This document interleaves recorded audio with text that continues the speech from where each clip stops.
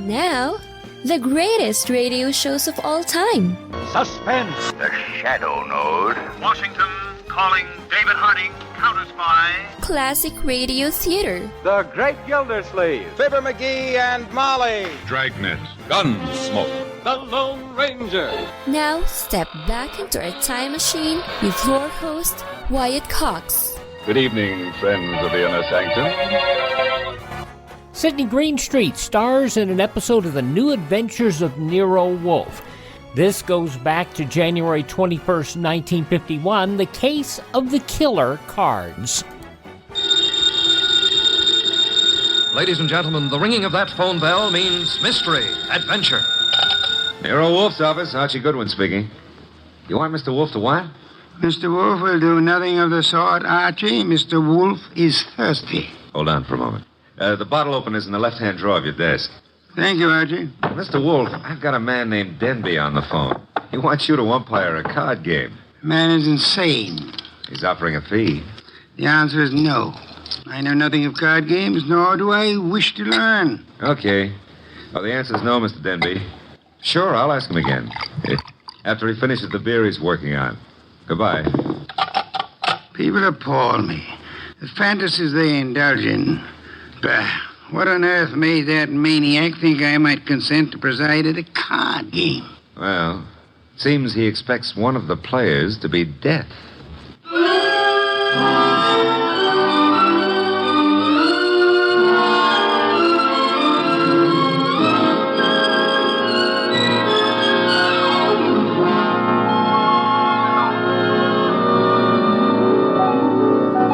Ladies and gentlemen, it's the bulkiest, balkiest, smartest, and most unpredictable detective in the world. That chair-born genius, Nero-Wolfe. Created by Rex Stout and brought to you in a new series of adventures over this NBC network in the person of Mr. Sydney Greenstreet.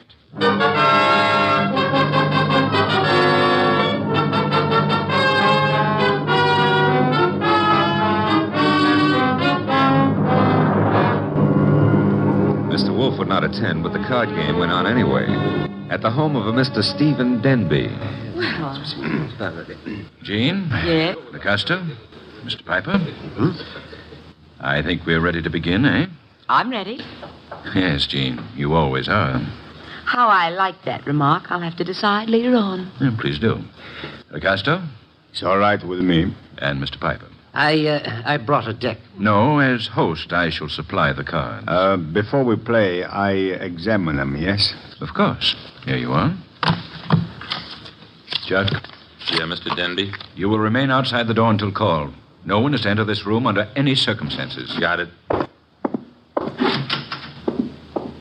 LaCosta? The cards look all right. Thank you. Now then, shall we make things absolutely clear? You mean, should you make a speech? I don't mind. But make it short, huh? I shall. The four of us seated at this table are joint owners of the Candy Club, a rather successful institution devoted to the sale of food, liquor, entertainment, And the gambling. and games of chance. For some time now, we have all resented sharing the profits.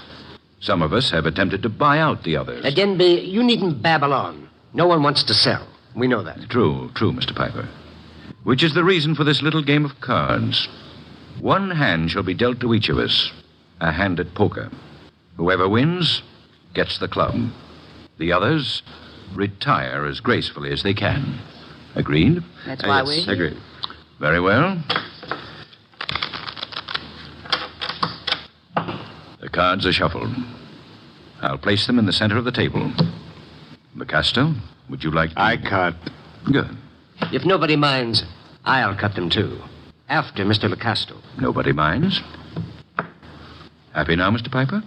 Let's get going, huh? Very well. Unless Jean would care to... Oh, thanks. We're all crooks here, which sort of cancels out any funny business with a card. Very well.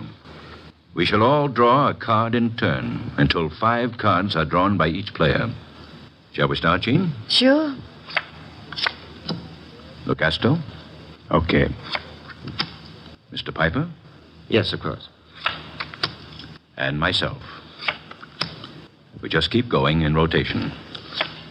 This is fun. Fun? No. There's too much money which rides on these cards. That's what makes it fun. Would you mind keeping quiet?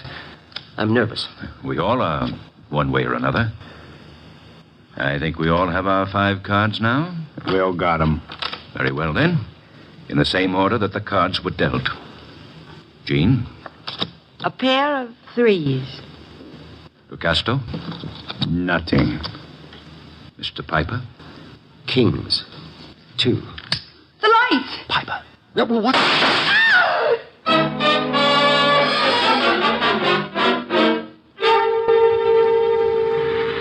Da-da-da-da-da.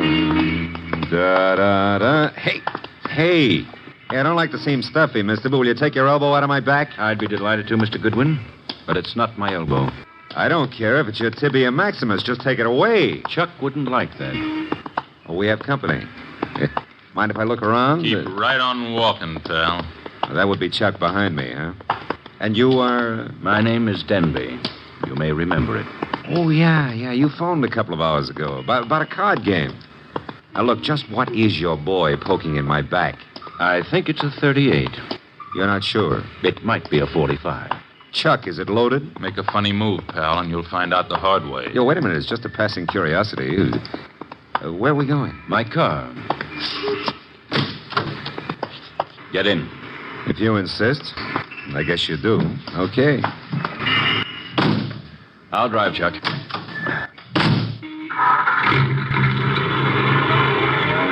The car bulletproof? No, that's hardly necessary. Chuck shoots first. Well, it's a saving, I guess. The only thing is, I hadn't figured on taking a ride. I told Mr. Wolfe I was going for a walk. He disapproved, You're but... going for a ride. Isn't that a little corny? Now, there's a minor difference. Usually the guest, shall we say, is killed at the conclusion of the ride. In this Let's case... not make the difference too minor. Huh? You will survive the ride. It's what comes afterwards that might kill you. January 12th, 1951, The New Adventures of Nero-Wolfe on Classic Radio Theater. Our U.S. Constitution is amazing. It's full of what's called negative rights, designed to protect us from the corrupt powers of a dictatorship. Like our right to worship our own God, not some official state religion. Our right to prevent the government from seizing our property without paying fair market value for it. Or our right to be tried by a jury of our peers, people like us, not by some star tribunal. And that's why America has become the richest, most just society in the world. Other countries force so-called positive rights onto their citizens. These enable one group to take from another group their free speech, money, and choice by using government force. Socialists love wielding this power over people. Sometimes we take our freedoms for granted, but we can lose our Bill of Rights and our Constitution and become like Venezuela or North Korea, failed, brutal socialist regimes. We need your help to spread the good news about our amazing U.S. Constitution. Help us take back America. Go to ouramericanrights.com. Brought to you by the American Media Council. Thanks for tuning in to Classic Radio Theater with Wyatt Cox. On this edition, we have The New Adventures of Nero-Wolfe, starring Sydney Greenstreet, January 21st, 1951.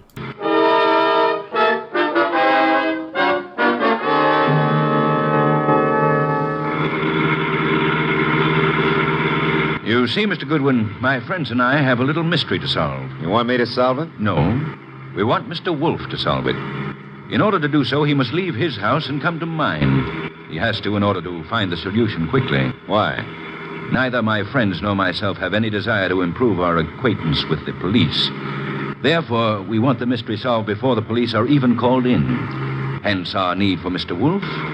Hence our detaining you. Detaining is a pretty word in the circumstances. And this is my home, Mr. Goodwin. Oh, well, I don't like the architecture. I think I'll stay out. Get going, pal. On second thought, Mr. Denby, what makes you think Mr. Wolfe is going to leave his house and come here? You. Unless he does so, he will lose you. Forever. The door, Chuck. Okay.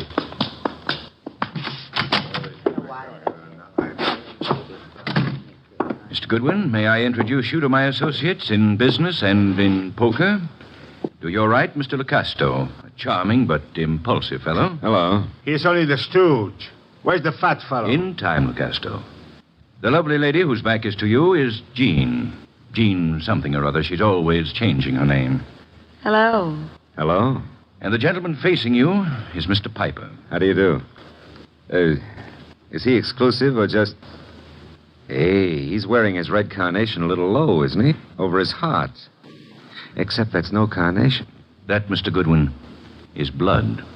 Lifeblood.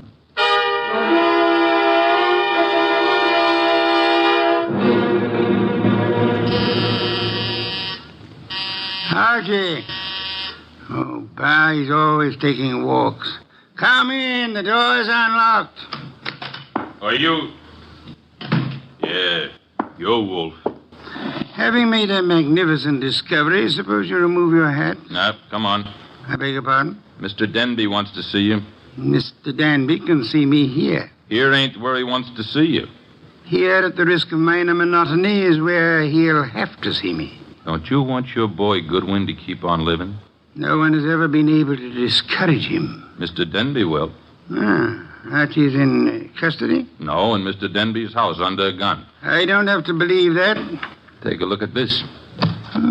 Wallet. Archie's wallet. I shall accompany you. And permit me to warn you that if Mr. Goodwin has been harmed, nothing short of murder will satisfy me.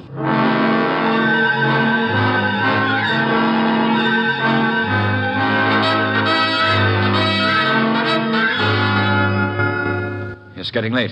Wolf isn't here yet. Maybe he doesn't worry about you, Goodwin. Well, he could have been delayed. Maybe an orchid needed a pollen transfusion or something. Besides, only the good die young. Then you must be very, very good, Archie. That remark I didn't care for. We sit here and wait for the fat one, but in the meanwhile, the police... The police will come when we notify them. But they will not like the delay we make to notify them. I say we waste time. I say the fat one will not risk coming. You say entirely too much. Is that so? Maybe I kill you myself. Picasso, put that gun away. Yes, darling Archie should have a chance to live. Not long if Wolf doesn't come. Stop looking so pleased. Are you afraid to die, Archie? Yeah, well, I'm not looking forward to it. It's so final. Besides, I didn't eat a hearty dinner, and... Oh, the Marines have landed. Who is it? Chuck, with Nero-Wolfe. Let him in. Shut the door, Chuck. Stay outside.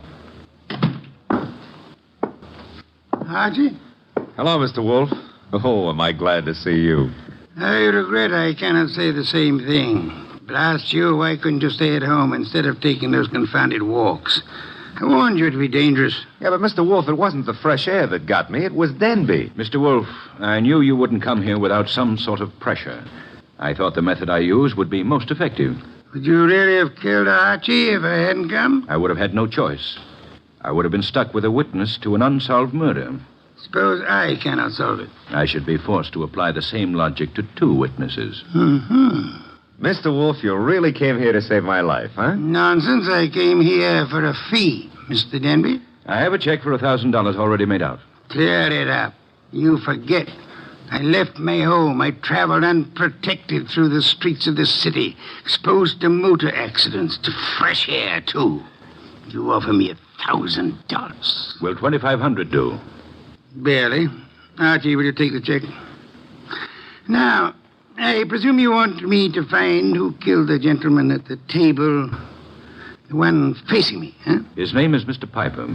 The name is no importance. Will you all sit at the table in the same position you were at the time of the shooting? Of course. Jean? Picasso?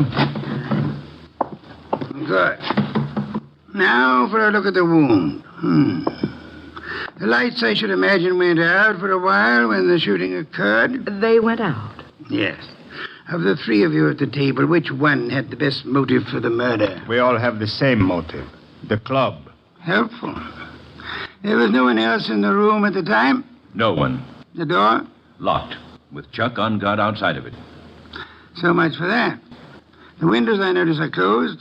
They were closed when the murder took place? They were closed. The window panes are all unbroken, which eliminates the possibility of the shot being fired from outside of them, unless one of them was raised and lowered. That wouldn't have been possible. The windows are secured by catches. Archie, will you check that? Okay, Mr. Wolfe. I shall for the moment assume that the windows are neither lying nor untrustworthy. Does anyone remember anything unusual occurring at the time of the shooting? Well, someone whispered Piper just before the shot. Indeed. You all heard that whisper? We heard it. Man's voice or woman? Well, I I can't say. A whisper doesn't reveal much of anything. The windows weren't open, Mr. Wolf. Which leads to... The fact that it had to be one of us in this room. But which one, Mr. Wolf? The murder weapon. Ah, yes. Has it been moved? Nobody touched it. It's laying on the floor where it was dropped. Interesting. If you look closely, you would observe 2 oil spots staining the rug between the revolver and the lady's chair, indicating... who sat at the right of Mr. Piper? I did. Why? Mr. Denby. Yes?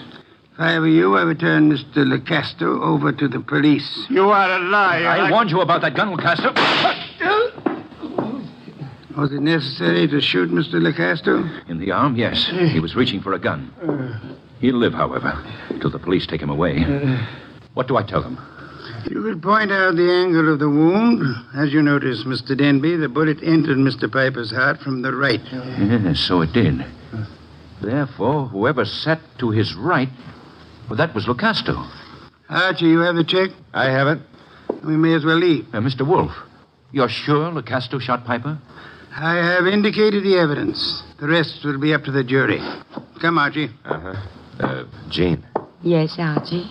now that my life expectancy has increased, what are you doing tomorrow night? Archie? I gotta scram. Lancaster 7583. I'll be ringing your bell. Oh, Mr. Denby, you better do something about Lucasto's arm or he won't live to be executed. You see, the executioner likes them warm before he chills them.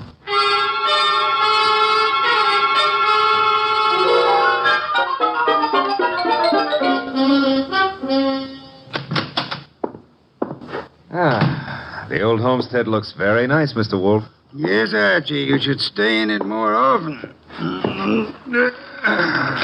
Yeah, but you never get to meet babes like Jean that way. You never get kidnapped either. Nor would I have had to leave my home in order to rescue you. Yeah, well, you earned a nice fee, fast. Indeed? You seem doubtful about it. I'm positive, Archie. I know. I have not as yet earned my fee. Huh? You mean Denby might not turn Lucasto over to the cops? Of course he will. The trouble is, you see, Lecasto did not murder Piper. No? He just thought a bullet in the heart might be good for Piper's rheumatism, huh? As it happens, Piper suffered from asthma. But that's beside the point. Fine. Mr. Wolf, I'm going to take it for granted that you know who did kill Piper. I'm also going to take it for granted that you won't tell me until you're ready. But why turn Lucasto over to the police? 2 reasons, Archie. First, I had no proof against the real killer. Secondly, we had to supply a scapegoat in order to be permitted to leave the Danby home. You were unarmed, helpless. Go ahead, rub it in. Nonsense. It was an interesting problem. I enjoyed it. It was, huh? Well, to me, it's still in the present tenses. Which reminds me, as old Dr. Tidmouse said, there's always a future tense. And in that future tense, Jean. No, Archie. Oh, Mr. Wolf, stop. That girl's got a love for blood that appeals to the ghoul in me. Besides, did you notice what she does to her dress? Archie, I was merely about to say that I have no objections to your dallying with the girl. Oh, I don't believe it. My ears need overhauling. I objected only to the future tense. Why not call her now? Yeah, well, I won't pretend I understand this sudden enthusiasm on your part about my love life. Probably there's some foul, scheming motive at the bottom of it. But who am I to look a gift horse in the mouth? Now, let's see. Her number was, Lancaster 7583, of course.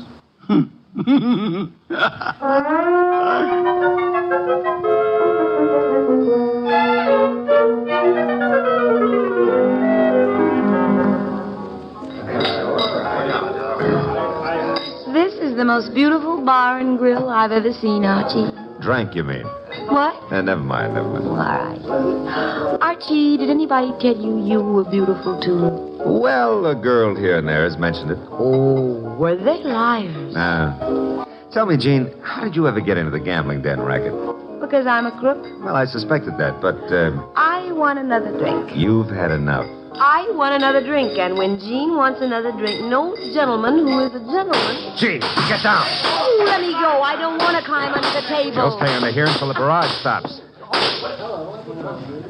I guess the war's over. All right, Jean, get up. No, now I'm here. I like it. I'm going to stay here for months and months. Jean, do you realize that somebody just tried to kill you? And I thought you had such a nice, honest face. No, not me. Somebody out in the street. I don't know why, but Mr. Wolfe will. Come on, pull yourself together and let's go see him. The nice fat man? All right, I like him. You do? Why? Because he'd make such a big corpse.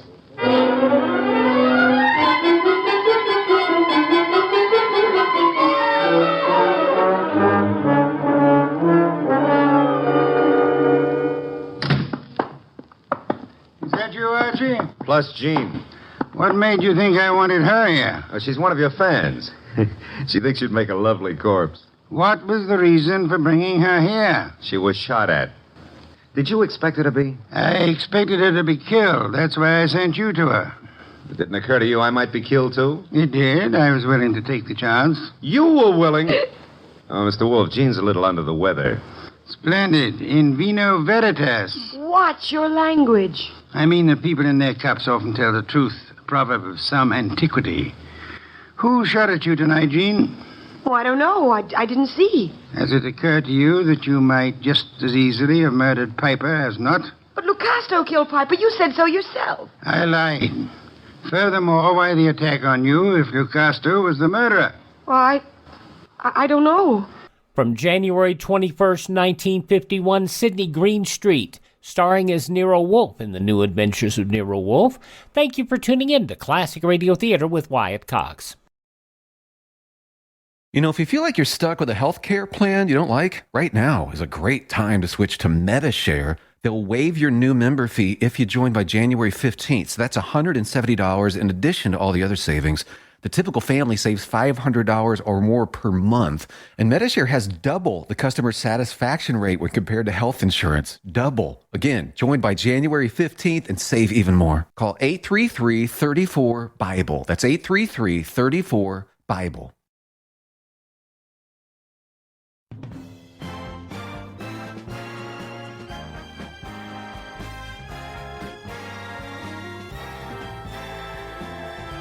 Now on Classic Radio Theater with Wyatt Cox, the conclusion of The New Adventures of Nero Wolfe. January 12, 1951, The Case of the Killer Cards. Did you also not know that Lucasto escaped from jail earlier this evening? You're making that up. Why should I? Mr. Denby turned him over to the police, but Lucasto managed to get away before being jailed. That's not cricket. Incidentally, Mr. Denby will be joining us at any moment. I expected you to bring Jean, Archie. Therefore, with the exception of Mr. Piper, who is resting in the morgue, and Mr. Lucasto, who is at large, we shall have all the participants in the card game. With them, perhaps we can deal a new hand, Archie? Okay. Maybe it's the morgue to tell us Piper escaped. Oh, wrong again. Come in, Mr. Denby. Mr. Wolfe, I'm upset. I heard over the radio about Lucasto's escape. He'll try to kill us all. Why? Well, because we can testify that he murdered Piper. True. I beg your pardon? Lucasto did not kill Piper. But you said that he did. The only evidence against Lucasto was the angle of the entrance of the bullet that lodged in his heart. May I remind you of the whisper you all heard in the darkness preceding Piper's death? The whisper that said Piper? Precisely. We must assume, then, that Piper turned his body in the direction of the whisper. Therefore, the angle of the wound would be wrong for Lucasto, but the correct one for... Whoever sat opposite Piper. I sat opposite him, but that doesn't mean I killed him. Wait, you must have. Once he turned, the bullet must have come from opposite him. Only possible way. That means you, Jean. No, it's a frame. May I interrupt for a moment? Mr. Denby, if our present analysis is correct, it must have been you who whispered to Piper. Did you?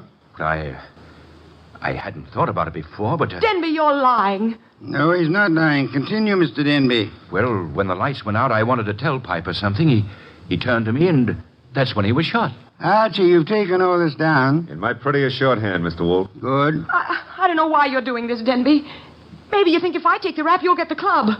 But remember, Lucasto's still free. He's gunning for all of us. But it'll be you. Especially you he'll want. Maybe you can talk a jury into sending me up for something I didn't do, but you won't live to gloat about it. Oh, shut up, Jean. You killed Piper and... Who's that? This is, of course, the murderer of Mr. Piper. No comments? Archie, the door, if you please. But you said I was the one who... What kind of idiocy is this?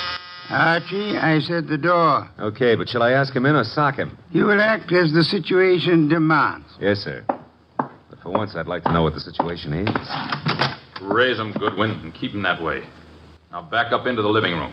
I don't back up good. My gears... You want it here? Never mind. I'll strip a gear. Archie, what are you doing? Just what the situation demands, backing up. In case your knowledge of armaments has failed you, our little friend Chuck here is pointing a .38 revolver at me. You won't save him from the chair. Maybe not, but it could give me quite a pain in the stomach. Chuck, what do you think you're doing? You double-crossing louse. Gentlemen, if you So please. you thought you'd run to the fat dick and pin it all on me, huh, Denby? You don't know what you're talking about. We haven't even mentioned you. You sure of that, huh? Then why did Wolf phone me and tell me you were about to sing? Wolf phoned you? Yeah. Said you were getting ready to feed me to the electrician up the river. Oh, he was making a stab in the dark, Chuck. Trying to start something. That's so, Wolf? Archie, will you read Chuck your notes about Mr. Denby's statement regarding the whisper? Well, that doesn't mean it could be misunderstood. Read me the notes, Goodwin. Here it is, I quote. When the lights went out, I wanted to tell Piper something. He turned to me That's and... all I need to hear. Chuck. You were selling me out after hiring me to knock off Piper. You dumb gunman. Now you've given Wolf what he wants, a confession.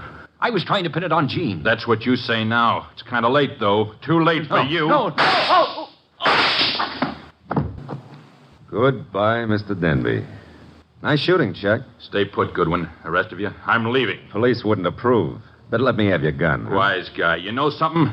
I've been thinking. Can you think? If I was to knock off you and Goodwin, me and Jean could split the club between us and nobody'd ever know who killed Piper. Very whimsical, Chuck, but if you don't mind... Archie, don't be an idiot. Well, if I have to get shot, I prefer it to happen when I'm moving forward. Archie. Okay, come and get it, Goodwin. March right up nice and easy and take it. I'm coming.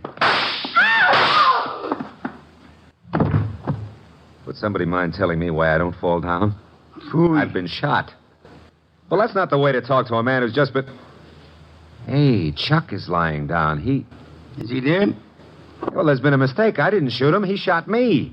Archie, stop blabbering. Neither of you shot the other. As a matter of fact... I shot the Chuck. Lucasto. Lucasto, Archie? Well, I thought he escaped. No, I'm not crazy. I do not escape. The fat one, he phones the police to tell them how I'm innocent. Yes, I had the police announce the escape, however, for reasons of, shall I say, strategy? Well, on account of there are no bullet holes in me, you can say whatever you like, Mr. Wolf. Thank you, Archie. That announcement helped heighten the tension our murderers were under. And then they explode. The fat one, he says to me, Lucasto, wait in the next room. Watch careful. Maybe there's trouble. I watch. And now? Now there's no more trouble.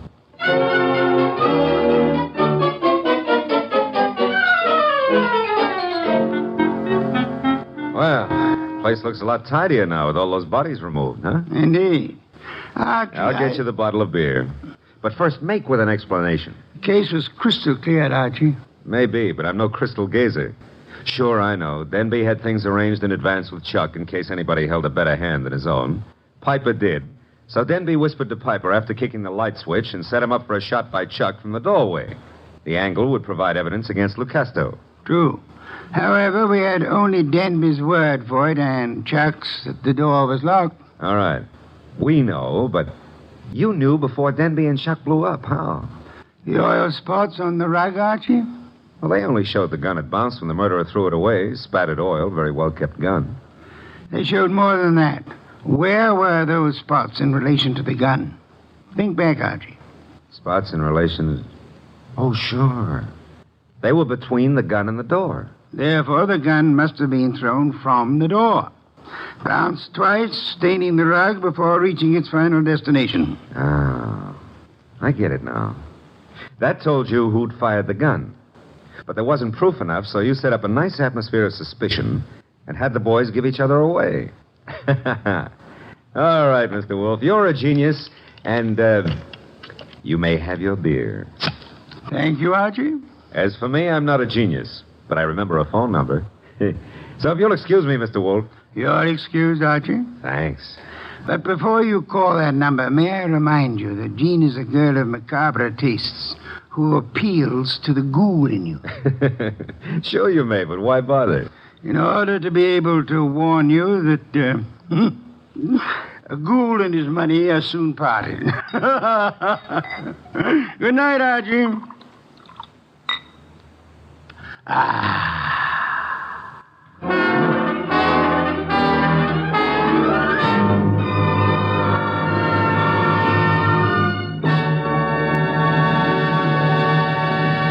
You have been listening to The New Adventures of Nero Wolfe, starring Sydney Greenstreet.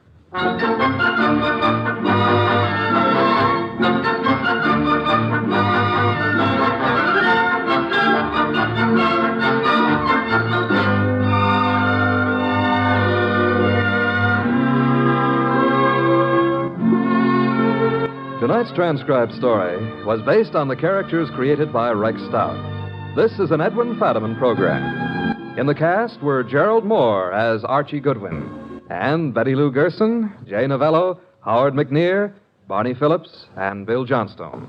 Next week at this same time, Nero Wolfe and Archie will bring you The Case of the Calculated Risk. Don Stanley speaking. January 12th, 1951, The New Adventures of Nero Wolfe on Classic Radio Theater. Mike Lindell, the inveterate CEO of MyPillow, wants to give back to listeners. You can get great discounts on all MyPillow products if you go to MyPillow.com. Click on the radio listener special. Deep discounts on all MyPillow products, like the buy one, get one free special on Giza Dream Sheets. All MyPillow products come with a 60-day money-back guarantee, 10-year warranty. Call 1-800-951-8175 or go to MyPillow.com. Click on the radio listener special. Use my promo code USA. Now an episode of the soap opera Claudia from January 12th, 1948 on Classic Radio Theater.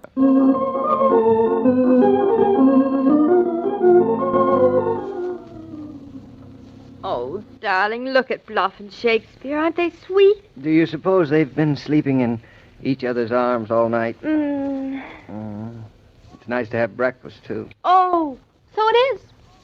And it's nice to kiss your husband good morning, too. Good morning, David.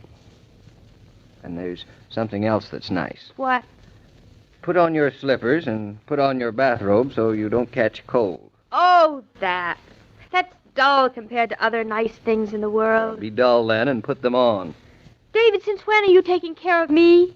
I thought it was up to me to take care of you. Oh, that's where you're wrong. It's vice versa. Now go on, put on your slippers. And insult this lovely white carpet? It's much warmer than any old slippers. Listen, you future mother. Very future worse luck. You do as I say or I'll spank the daylights out of you. Very future papa, too. Oh, all right, I'll put them on. I know you're not worrying about me. I'm not, eh? You're worrying about your heir apparent. Only he isn't even a parent yet. No, you're the parent. Oh, now put on those slippers and that bathrobe. Oh, all right. I'll get the paper at the front door. And I'll get the milk at the back. And I'll get the mail at the front door. And I'll get the cream at the back. What about the eggs? What about them? Well, where do you get those? Store in the corner.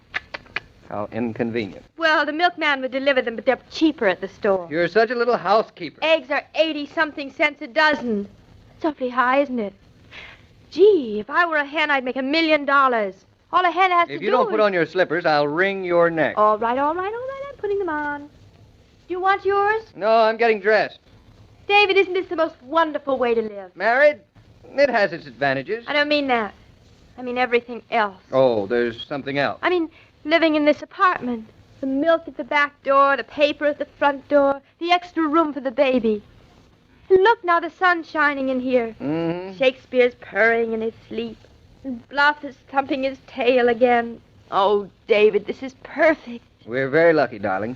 We have a good long lease, and I guess the milkman will keep coming. And the sun will keep rising in our bedroom and setting in the living room. And Bertha and Fritz are downstairs and Mama just around the corner. And Bluff likes it here. Darling, you don't have to itemize our luxuries like a bookkeeper. I'm fully aware of them. I guess I'm really talking to myself. It's nice every now and then to look at myself in the mirror and say, Claudia Brown Norton, you've got everything in the world to be happy about. You just hang on to them for dear life. David, let's not ever move from here. The milk and the mail will follow us, but I know what you mean. Only there's one more thing I'd like you to say to yourself. What, darling? Claudia Brown Norton, would you please put on your bathrobe and get breakfast for your very happy but hungry husband?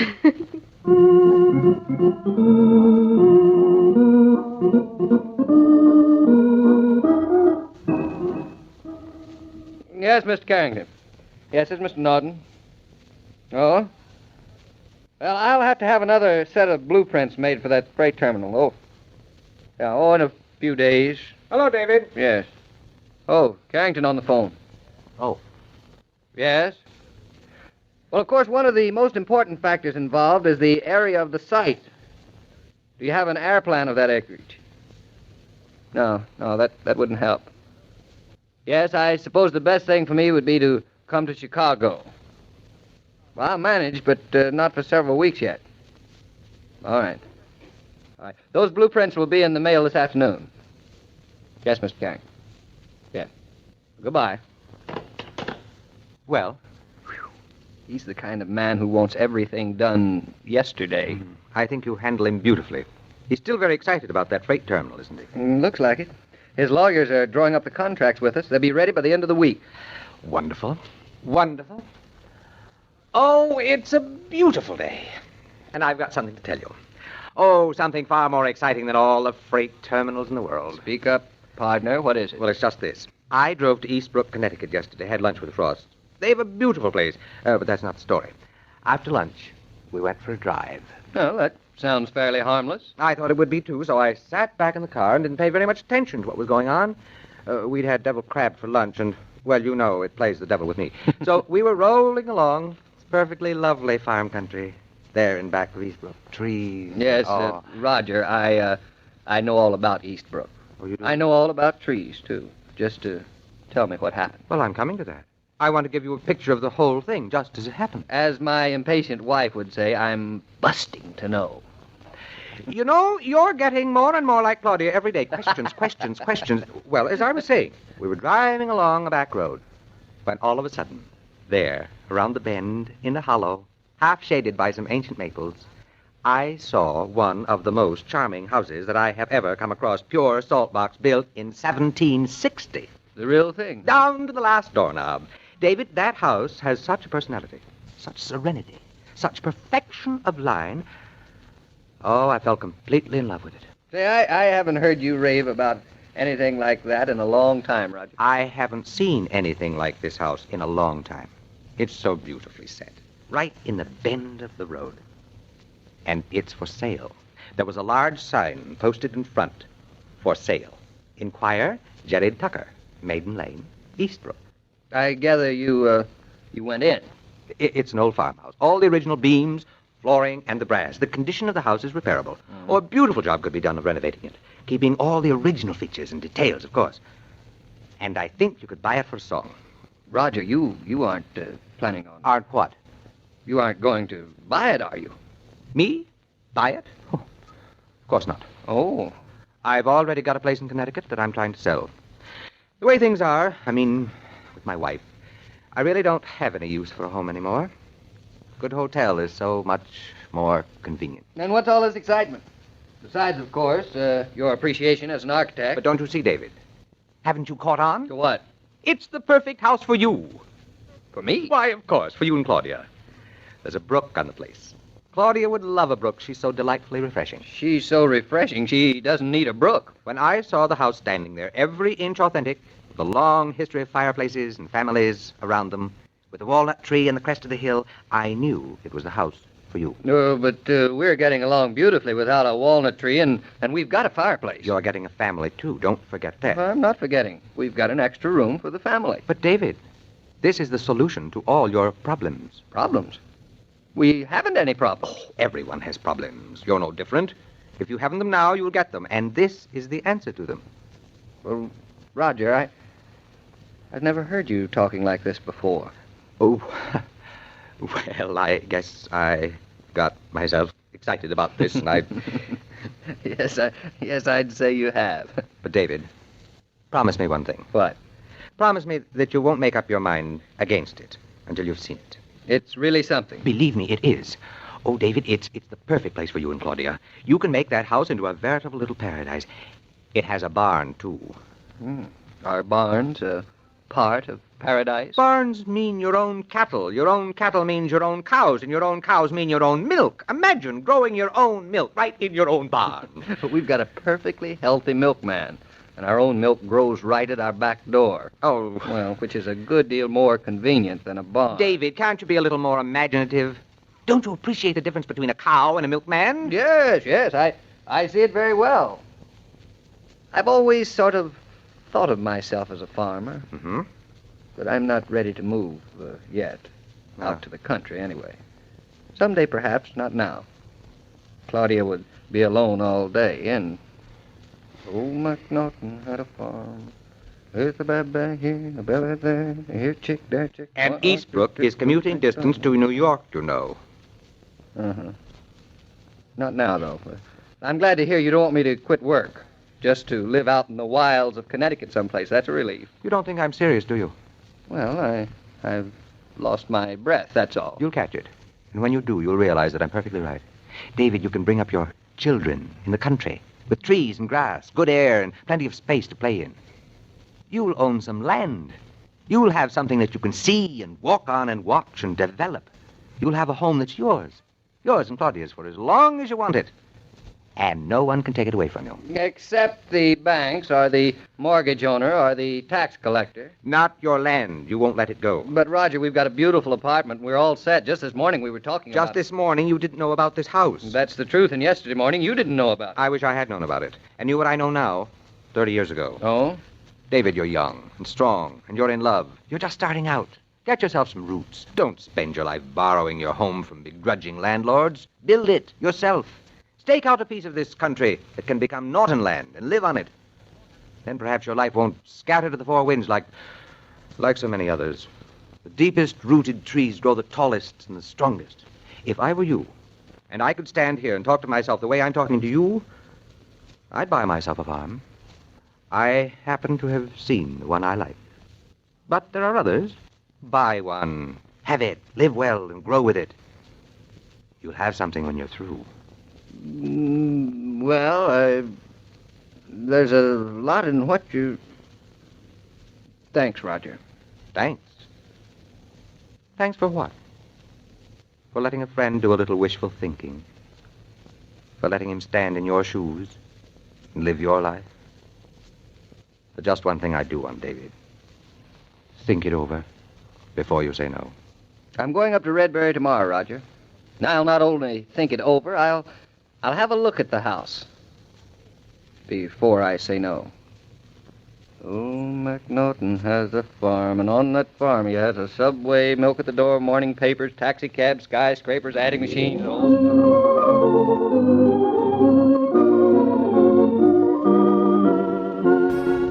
January 12, 1948, Claudia on Classic Radio Theater. Have a great day. Tell all your friends the great radio shows are right here at this spot on the dial. Classic Radio Theater on your favorite station.